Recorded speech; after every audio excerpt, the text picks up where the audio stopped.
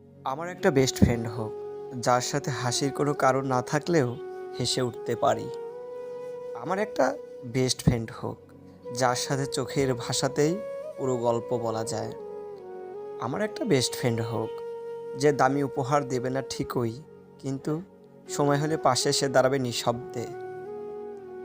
আমার একটা best friend হোক, যার সাথে নীরবতাও আরামদায়ক লাগে, কোনো কথা ছাড়াই বন্ধুত্বটাও অনুভব করা যায়।